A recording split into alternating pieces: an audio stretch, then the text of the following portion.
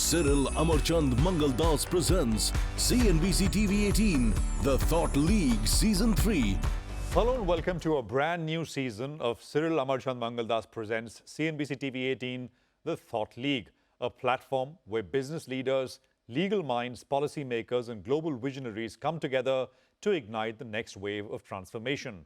This year is particularly special. It marks 10 years of Cyril Amarchand Mangaldas, a decade of redefining excellence, driving innovation and staying ahead of the curve. And what better way to begin this landmark season than with two of the most distinguished figures in the world of law and governance.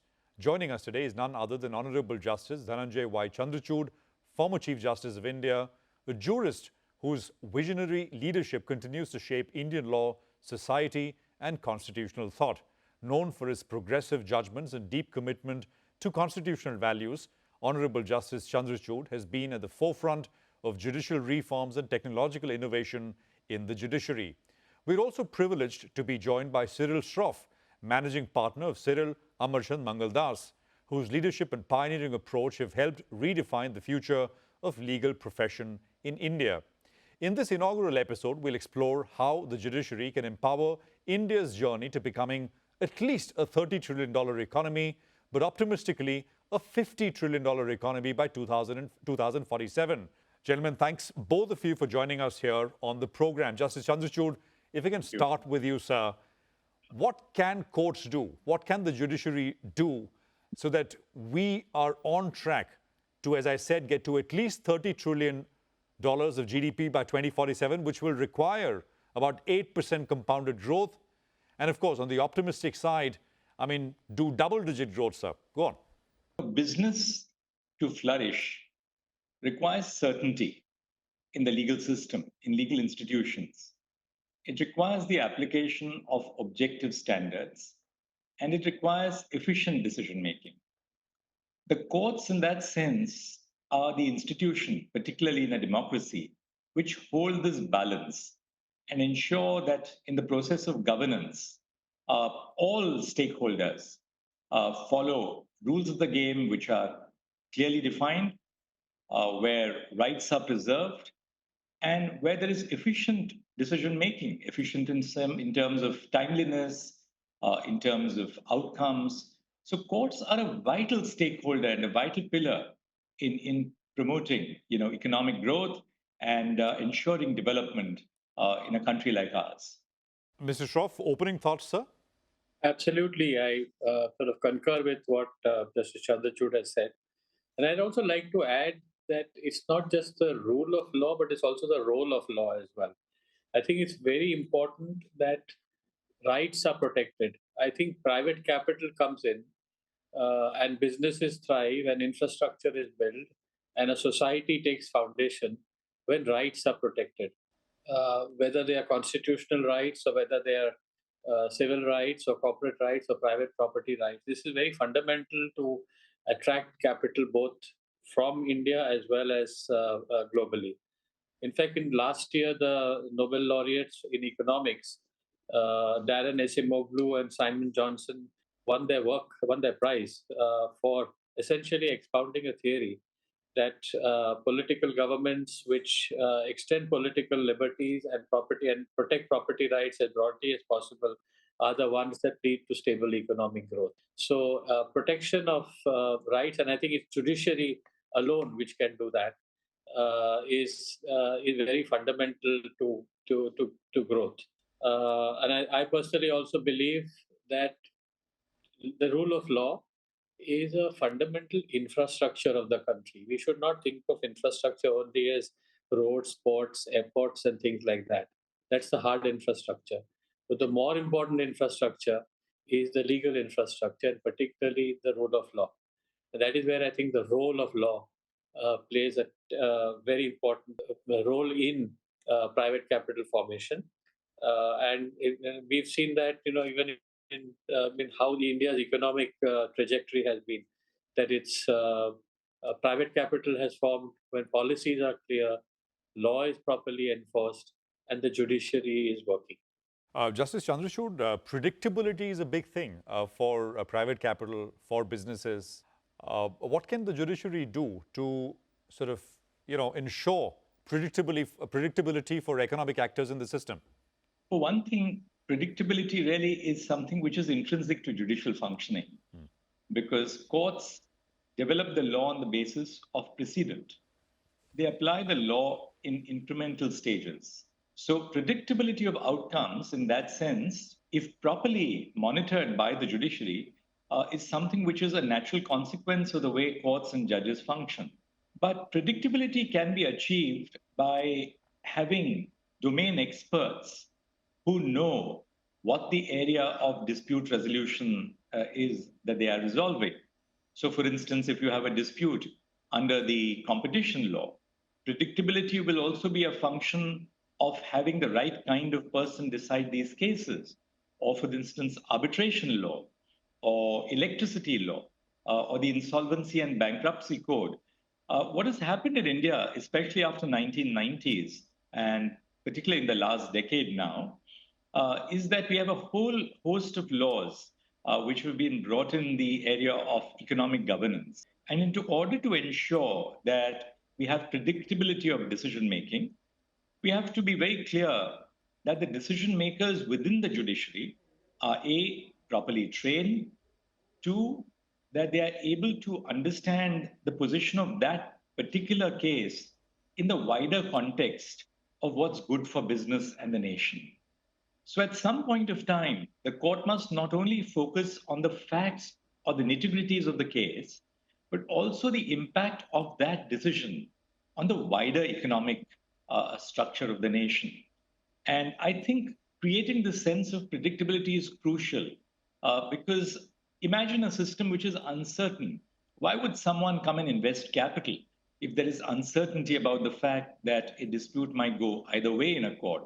There has to be some degree of confidence that this particular legal system applies consistent yardsticks. These are settled principles of law. So though it might sound a little boring, frankly, that sense of boredom is key to predictability, of not doing something which is radical or excessively innovative, but developing over the building blocks which have been laid down for us in the past, and then adapting them to the needs of the modern economy. Could you give us a sense for the uninitiated viewer, do we have sort of, in a way, business courts which look at businesses in particular?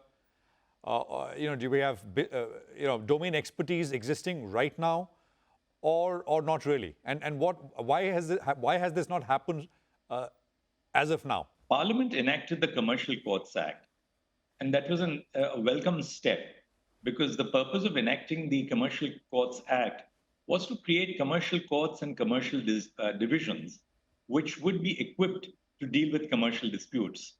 Now, having said that, what has happened really is this, that because of the heavy burden on courts, you will have a court which deals with a multiple array of disputes. So very often, for instance, take the case of a high court. The same court may be called upon to decide disputes relating to service cases or criminal cases, or for that matter, then commercial cases. I think that is not good for the system. What we need to ensure and what we must do is to create this pool of people who are truly qualified and trained in that particular field of the law, because the law is becoming increasingly more specialized. Now, having said that, it's easier to postulate it than to achieve it, for the simple reason that there's a dearth of infrastructure. The judge to population ratio in India has to be substantially increased. But on an informal basis, at least, particularly in the commercial courts, there are courts in India like the Delhi High Court, the Bombay High Court, Bangalore, Kolkata, the Madras High Court, and a few other courts as well, which are dealing with the Gujarat High Court, which are dealing with a lot of commercial disputes. Now, within the court, there are obviously commercial specializations. And the Chief Justices, when they design the roster of work, bear this in mind so that cases of that particular genre should be assigned to judges who are truly qualified and have domain experience in resolving those cases. Very helpful, Mr. Shroff. You represent some of the biggest corporations in the country, you and your firm. Give us your perspective on this issue, sir. So I agree with what Justice Chandrachud said that in theory it's a good idea about having specialized courts, and commercial court is one example.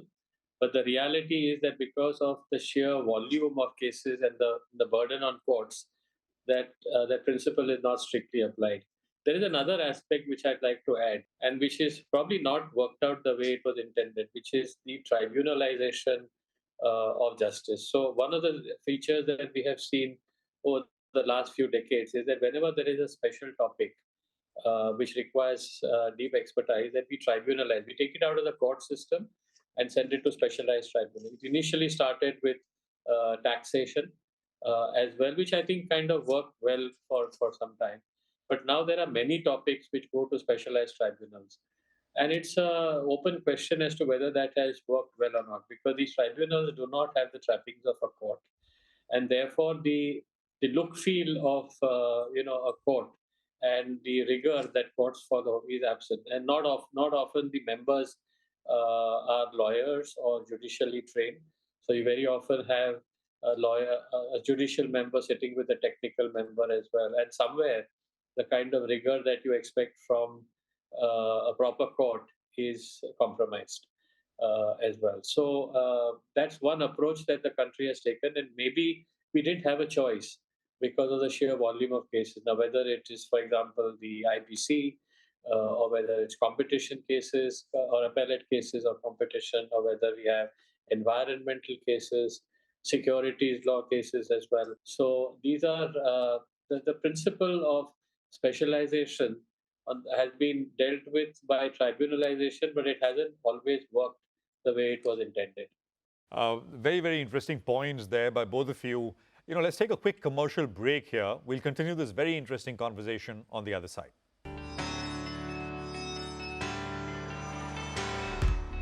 Cyril Amarchand Mangaldas presents CNBC TV18, The Thought League Season 3, A Glorious Decade, A Century of Service.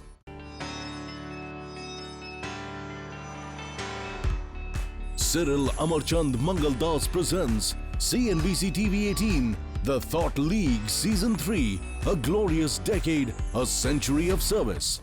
Welcome back to Cyril Amarchand Mangaldas presents CNBC TV18, The Thought League. We're in conversation with Justice D.Y. Chandrachud and Mr. Cyril Shroff. Gentlemen, thanks very much for waiting. Justice Chandrachud, now I'm getting into the domain of reform, right? Judicial and legal reform in that sense. Economic impact assessment. I mean, the building receiving capacity, assessing impact, I think you alluded to the latter part in a brief bit, but if you can just explain to our viewers how that is very, very important. I'll give you a very simple case. Section 138 of the Negotiable Instruments Act, has been brought into force by Parliament. And the object was to ensure that monies of creditors are realized expeditiously when checks are dishonored. So what was essentially a civil wrong, namely the failure to pay a debt, has now been converted into a criminal offense. Now, what has happened as a result of this is that there has been an upsurge in the filing of criminal complaints under Section 138 of the Negotiable Instruments Act. The magistrates have to follow the procedure of a criminal court. They have to go through all the rigors of a normal proceeding in the criminal court, subject to certain exceptions, of course, which are laid down in the Act, which I need not go into at this stage.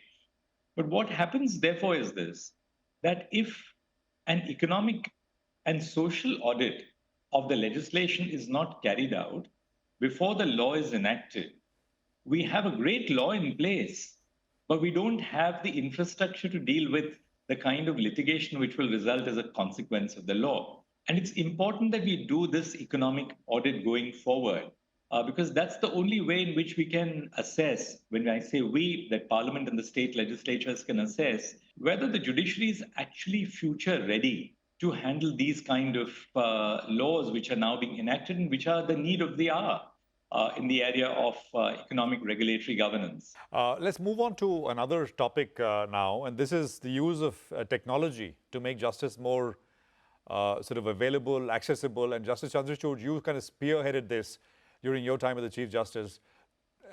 where are we in that process? There are still significant gaps. I mean, I think there are, again, institutional gaps in terms of funding. It is uneven application of technology, how much of it is available in what parts of the country. Take us through the situation as it stands right now. Well, I must tell you that there's no dearth of funding insofar as technology is concerned. I was chairing the E-Committee of the Supreme Court since 2019. And my experience was this, that the progress which we have achieved in India is perhaps unheralded in any part of the world, including developed countries. I'll just give you some examples. We introduced live streaming of court proceedings so that any citizen staying in any remote part of the country can access what is happening in their case, whether it's before the High Court or before the Supreme Court. We've introduced digitization of case files, as a result of which the reliance on paper has been completely done away with. We have a comprehensive national judicial data grid, which is a repository of all cases decided and pending in the Indian judicial system. So at a glance, we have information management which is available across the board. These are just some of the initiatives. In the Supreme Court, we adopted some other initiatives like live transcription of proceedings. I ran a completely virtual court, a paperless court, not just a virtual court, but a paperless court. The idea really of this is that justice is a service. When we were operating in colonial times prior to independence, justice was regarded as a sovereign function. And a very distinguished writer on the subject, Professor Richard Susskind, says that justice is, in that sense, a service.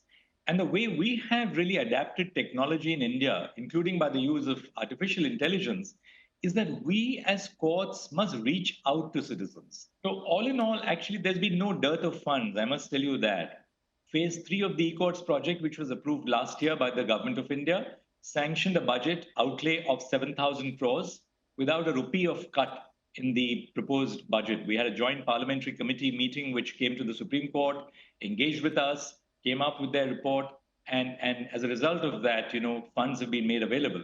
I think when you make a good project and a good proposal to government, I don't see why government will not approve the project. And technology is one area where we've really been able to achieve, a great deal of progress in India. And we must be, conscious of the fact that the conditions across India are not similar. You have hilly states, you have the northeastern states, you have states which are in the extreme north.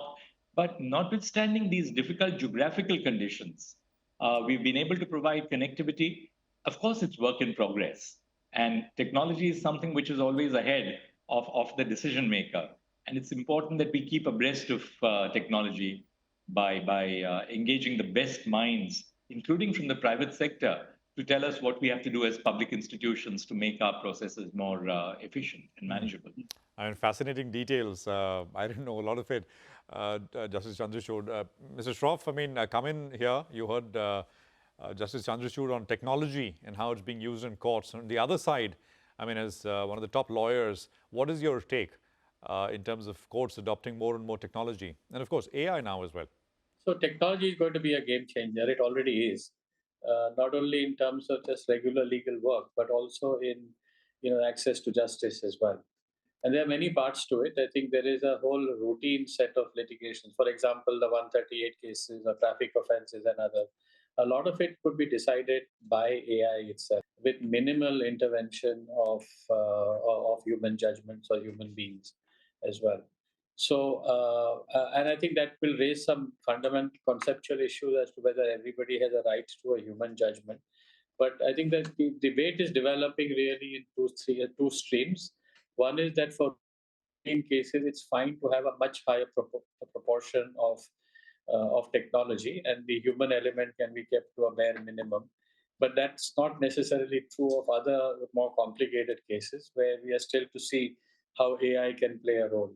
But if you were to fast forward into several decades from now, or even a decade from now, I think we're going to start seeing changes where the AI is going to become so good that the human portion, the human judgment portion, will keep shrinking. It will never go away, because in those type of cases you need human judgment as well, because human beings bring empathy, they bring intuition, they bring a more nuanced ethical approach towards how to deliver justice as well. So I actually think that AI is going to be a very important tool in terms of how justice is delivered, and technology is going to add a lot. There are many similar functions where there are sovereign functions where there could be delays, and we've seen the addition of technology change the game. For example, passports. Issuing a passport is a sovereign function. But if you separate it into an administrative function and a sovereign function, we've seen the impact that technology has in terms of dramatically simplifying the administration. You can get your passport in 2 days now, which is only because of how technology has happened. Take the same analogy on a lot of cases that are pending. You can see if you split it up into administrative and judicial, you will see dramatic results. I think AI is going to help dramatically reduce the backlog once we get it properly right. Absolutely. Justice Chandrachud, on a lighter note, a AI judge soon? How soon? Actually, I'll tell you one thing. You can apply AI in the administrative functioning of courts, because the ability of AI to read is so much faster. Even in the process of the AI judge, as you said, judges have to read volumes of data and volumes of evidence. Now, AI can sort of organize that data for you, organize that evidence, and present it to the judge, which is not to say that the judge is not going to take the decision. AI will not take the decision. Or say motor accidents cases, where the decision is based on fairly well-settled mathematical principles. AI can at least create options for parties to settle, the insurance company and the claimants. But AI judge, to a certain extent, yes, but not completely. No human robots. Not yet, at least. Well, I think that brings us to an end of a very inspiring start to this program, to this series. I could go on, so many more topics to discuss. But this is, of course, the CNBC TV18 Thought League Season 3, where ideas turn into action and insights shape the future.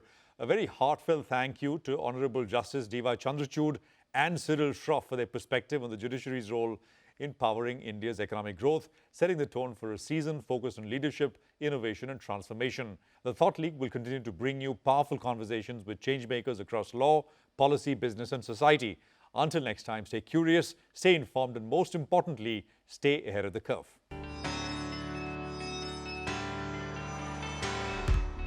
Cyril Amarchand Mangaldas presents CNBC TV18, The Thought League Season 3, a glorious decade, a century of service.